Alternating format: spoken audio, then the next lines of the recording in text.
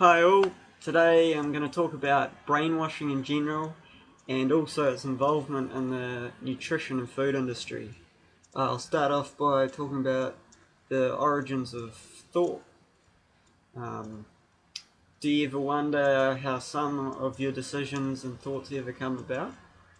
And have you ever thought about questions such as, with the many cultures out there, there are different beliefs, even when they are about topics that simply can only have one answer.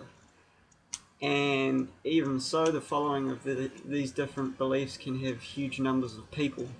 So you've got a huge amount of people believing this, and a huge amount of people believing something that contradicts the first lot of people, basically. And also these groups, they move numbly, blissfully, and sometimes quite ignorantly on from the base belief, building on it like a bad math theorem. They often patch the irrational gaps in the logic with whatever is convenient, to be honest. The Nazis had a huge following on their anti-Semitism run, and if you asked anyone now, they would say that was a horrible, irrational time, where people made the wrong decisions because of the beliefs they had. Another example would be the various religions that exist today. Some claiming that while their religion exists, others cannot. I mean, the point of this is the idea, by definition, cannot coexist.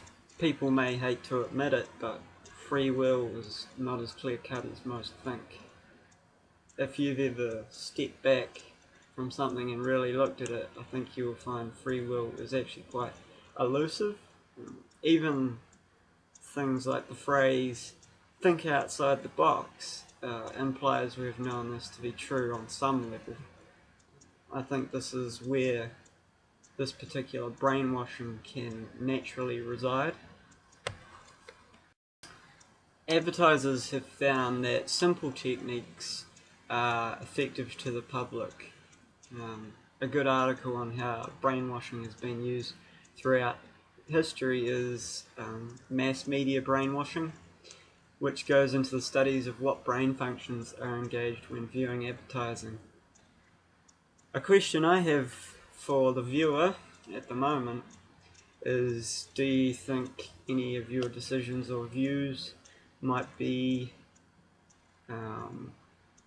stemmed from some sort of brainwashing?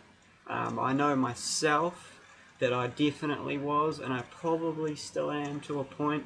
There's always stuff you hear about day to day that's, you hear it and you get persuaded by it a little bit.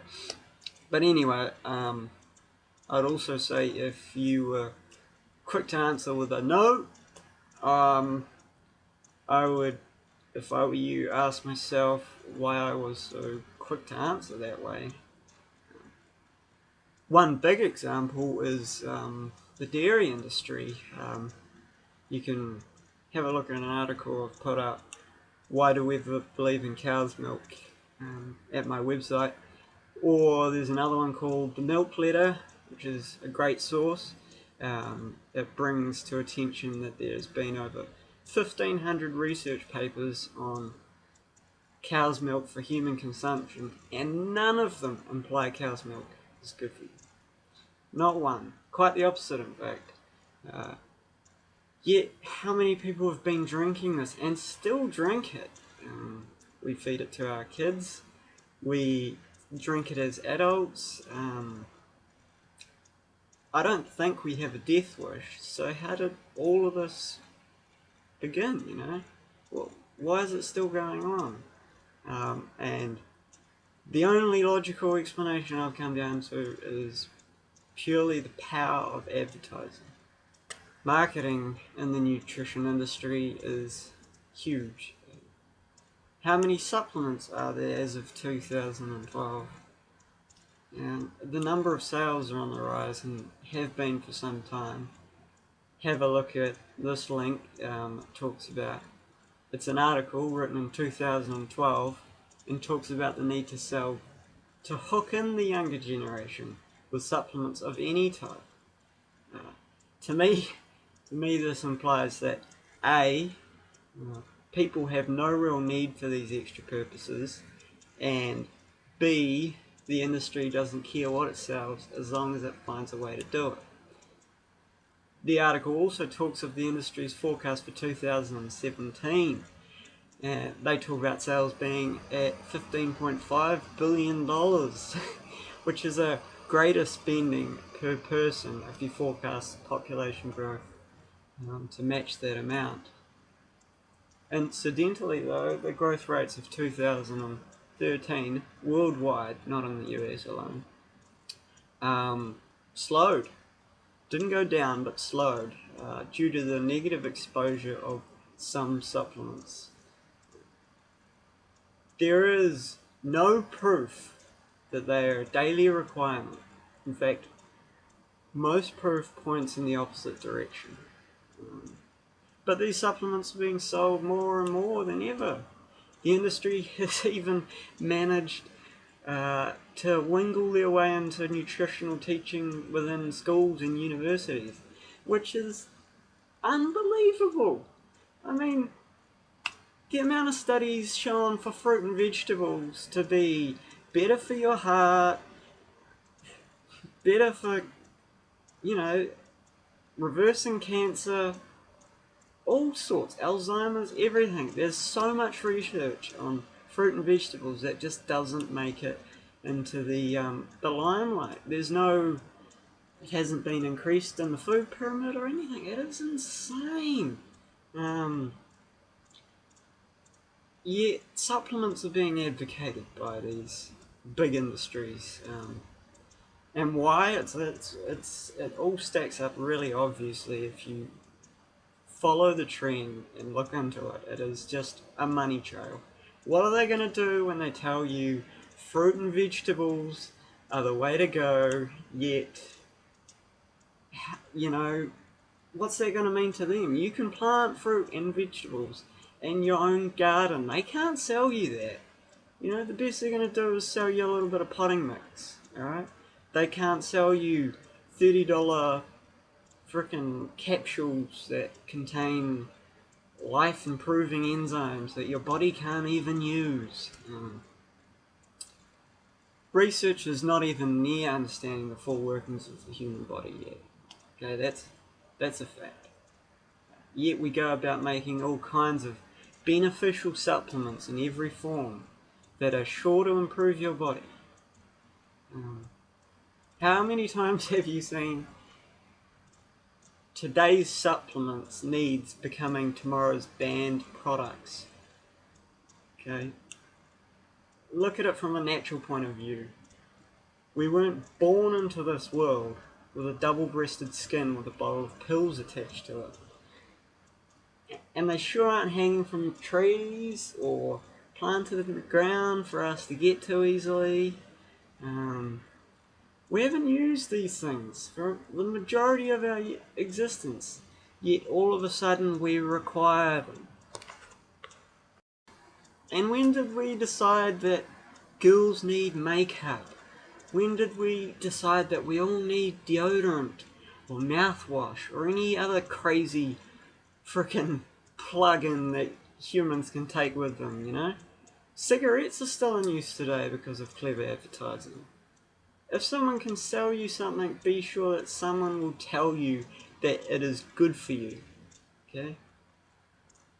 And if you think humans are evolving, so we are different and need different things, for a start, that is the biggest BS ever. The human structure hasn't changed since the dawn of times, okay?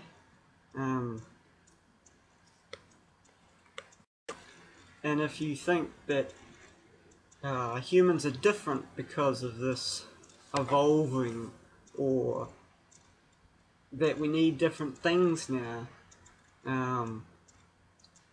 well, I would say to this, I think that's devolving, isn't it? If we keep requiring more and more things, I mean, if that's the case, let's go back to go back to where we weren't requiring all these things. Use whatever formula, that was in our genetics to not require all these things, i.e. eat proper food, we don't need all this stuff.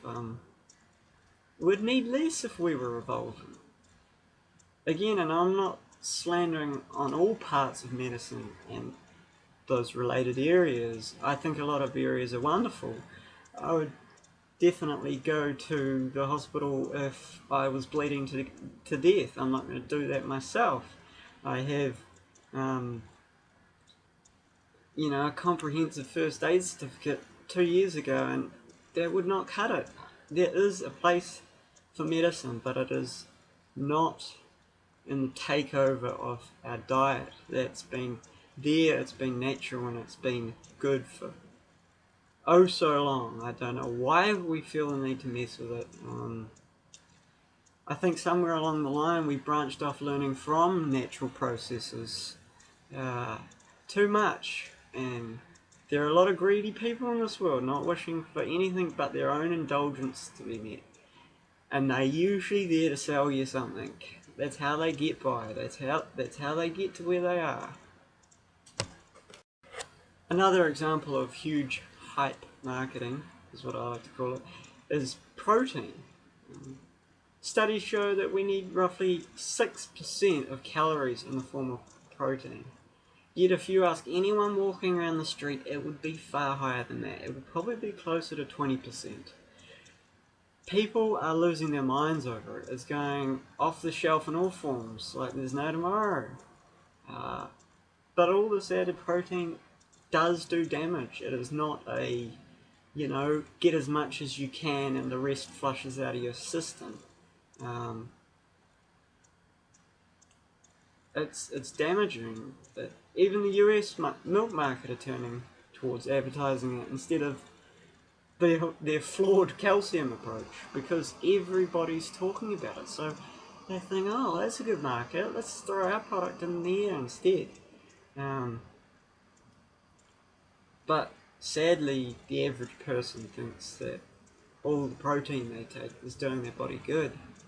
It's been advertised as something that builds strength and is a building block for anyone looking to do any training. And to an extent that's true, but it is not animal protein that's best for us people. Plant protein is proven more than enough that it is far better for your body than animal-based protein. Yes, both of them will make you grow up big and strong, but one won't leave you with heart disease and cancer waiting for you, when you're 50 or 60 or 70. One of the biggest money makers for the nutrition and supplement market is sales on sales. Okay, for example, we get sold pills to combat the other pills we just got sold.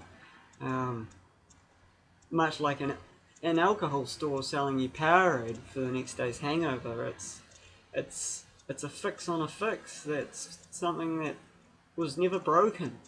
Okay, proper nutritional food is not food that does harm to your body in one area and not in another. Right? A lot of these foods out there today and a lot of the marketing will say great for protein, great for calcium, great for iron absorption, anything like that. Yet they won't tell you, they leave out the fact that that same food or pill or supplement that you're taking is actually doing far more damage in other areas. Alright, the studies on a good plant-based diet show that there's no harm across every sector.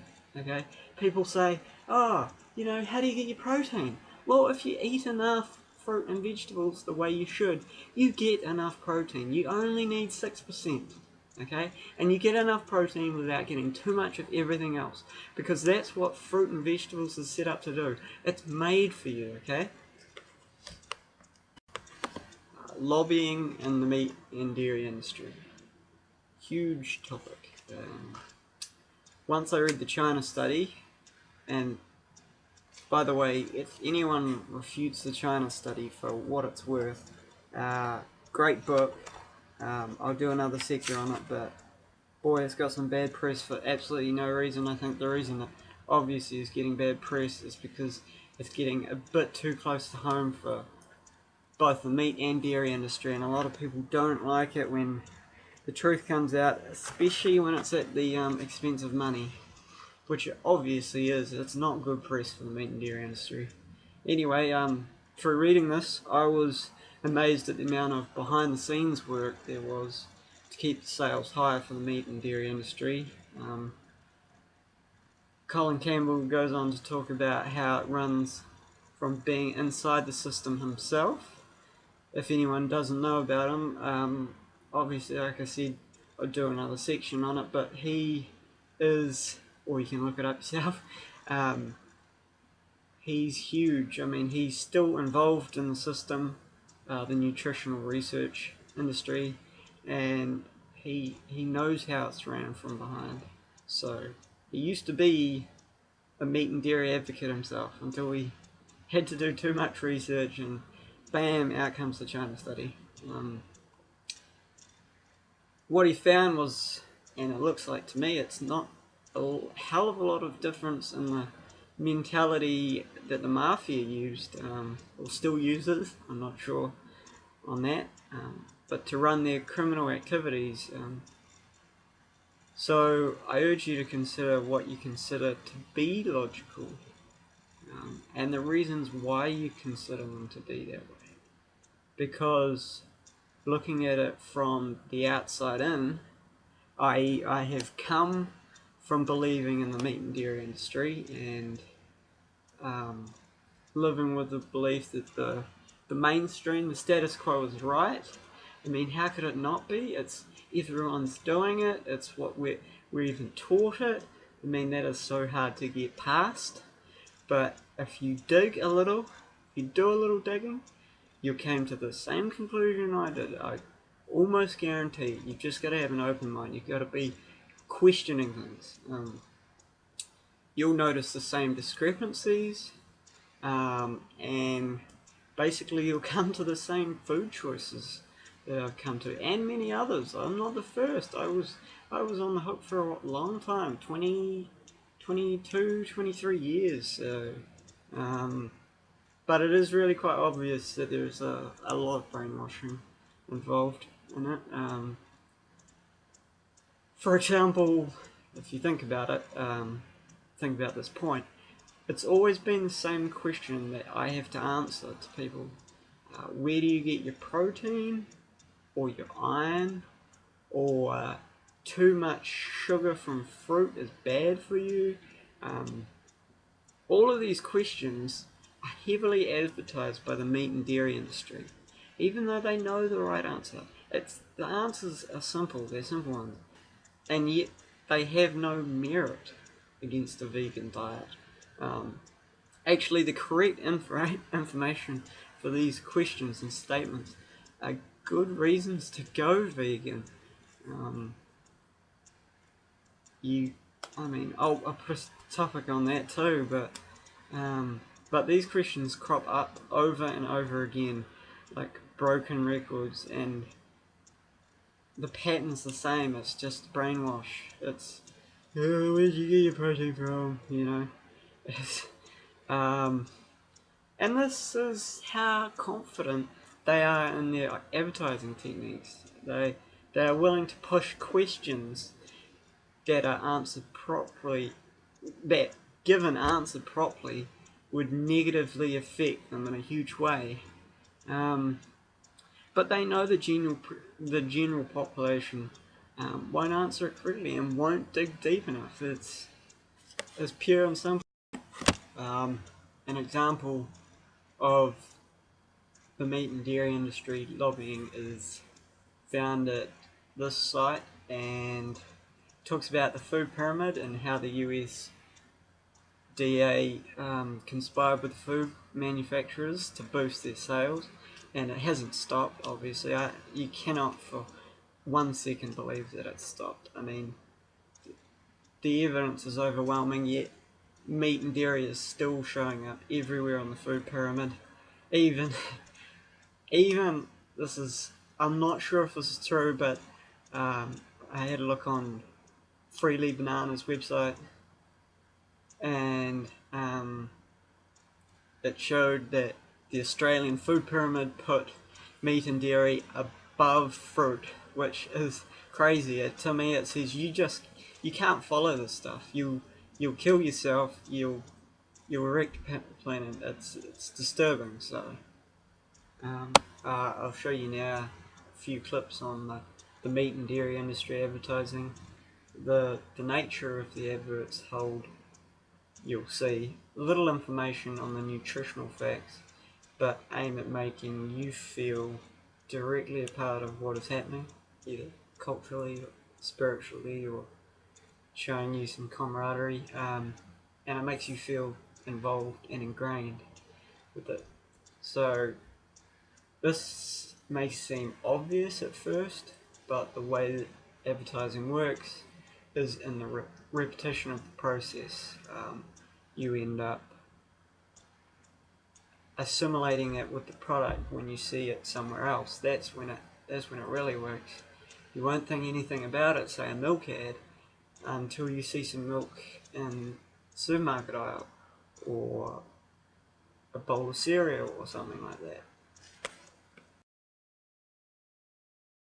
My fellow Australians, after 10 years as ambassador fighting un-Australianism, I'm taking a step back. After all, I don't want to linger on like a skivvy-wearing children's entertainer. So now you must educate the new generation about the perils of a lambless life. Teaching a tot to love lamb is the most pressing duty of every Aussie parent, like you, sir. If you don't have sprogs of your own, then teach someone else's how it's done. Because we want these little cherubs to grow up big and strong to fight un-Australianism. Tofu? If we'd argued less about Gonski and talked more about Chomsky, our nation's future would look much brighter. Don't be un-Australian. Teach those little ankle biters to be chop munchers. Barbecue lamb on Australia Day and show them how it's done. You know it makes sense? I'm Sam Kekovich.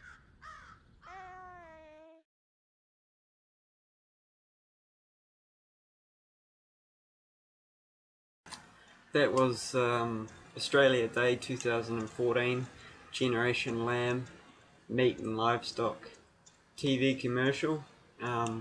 It's obviously targeted towards Australians in general, but also heavily directed at the younger generation, which, if they succeed, is their primary target, because this ensures they have not only believers but advocates of lamb and, by default, meat consumption, which will give them constant sales for a good time to come. Their strategy includes criticising the Australian public for any changes they have made in the modern era, as change is not usually favourable for any meat or dairy industry. Australians are criticised for many changes, but generally for their food habits in this advertisement. And even vegans were criticised as being hippies, blank-minded, aimless, and physically weak people. Basically turning to old mythical beliefs to reignite them, which works highly effective against people that aren't in the know, that aren't aware of nutrition.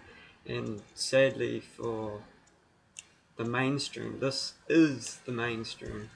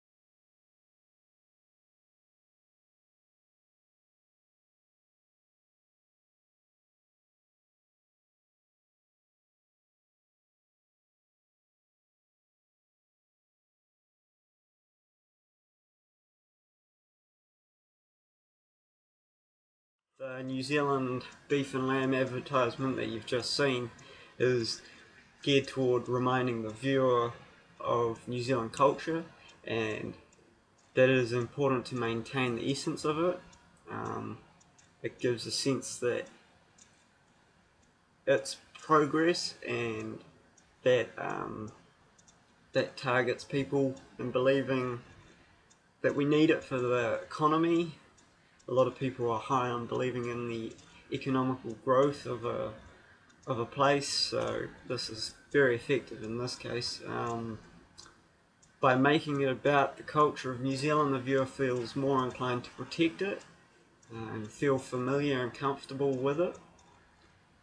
This is much like kids seeing their parents doing something. The act then becomes okay and comfortable, as parents are who young kids turn to for guidance and learning.